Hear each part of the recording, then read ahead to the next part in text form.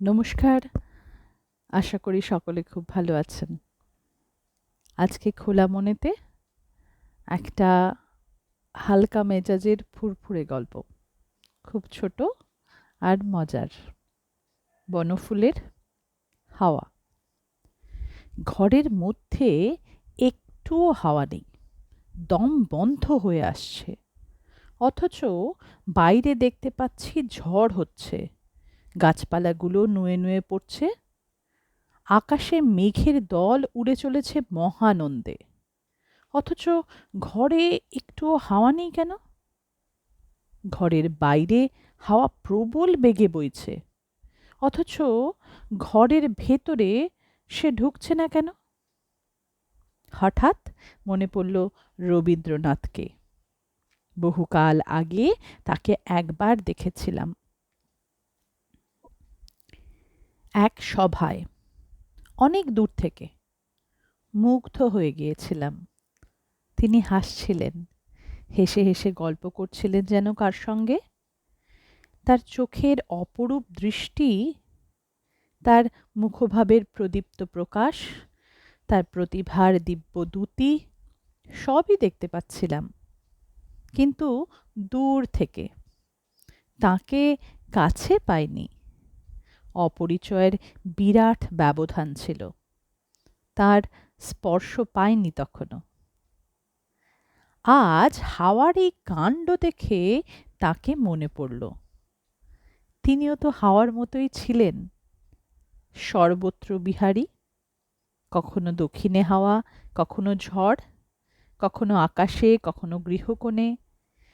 তাকে সেদিন পাইনি, আজ হাওয়াকেও পাচ্ছি না। হঠাৎ ব্যাপারটা পরিষ্কার হয়ে গেল। জানলা বন্ধ আছে। এতক্ষণ খেয়াল করিনি সেটা। জানলার কাছ দিয়ে বাইরের ঝড় দেখা যাচ্ছিল।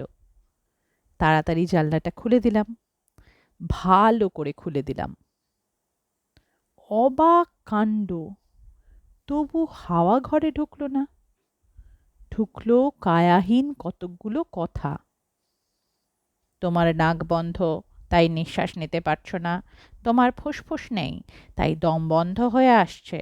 তোমার চামড়া অসাড় হয়ে গেছে, তাই হাওয়ার স্পর্শ পাচ্ছ না। খিলখিল করে হেসে উঠল কেউ যেন। আরে, তুমি যে সিনেমা দেখছো, এ সত্যি ঝড় নয়, সিনেমার ঝড়। আসল সত্যটা স্পষ্ট হলো একটু পরে। হাওয়া, কাচের জানলা, সিনেমা সবই মিথ্যা। একটা বন্ধ ঘরে শুয়ে আছি আমি, আর শুয়ে শুয়ে স্বপ্ন দেখছিলাম, হাওয়ার স্বপ্ন। বাইরে প্রচুর হাওয়া, কিন্তু আমি বঞ্চিত হয়ে আছি। তারপর যা ঘটল তা অলৌকিক, অসম্ভব, অবিশ্বাস্য। বদ্ধ ঘরের দেওয়াল ভেঙে পড়ল, হু হু করে হাওয়া ঢুকলো ঘরে। গান শুনতে পেলাম। ভেঙেছে দুয়ার, এসেছ জ্যোতির্ময়, তোমারই হোক জয়। দেখি সামনেই রবীন্দ্রনাথ দাঁড়িয়ে আছেন। হাওয়ার বেগে কাঁপছেন তিনি। কেমন লাগলো গল্পটা? একদম খুব আহ, মানে তুড়ি বাজানোতে শেষ হয়ে যাবে এইটুকু সময়ের গল্প, কিন্তু খুব মজার একটা আমেজ আছে। এখন চতুর্দিকে রবীন্দ্র নজরুল সন্ধ্যা আয়োজিত হচ্ছে বিভিন্ন দিক থেকে। তো এইরকম স্বপ্ন একটা আপনার পক্ষেও দেখে ফেলা খুব অসম্ভব কিছু নয়। এনজয় করুন।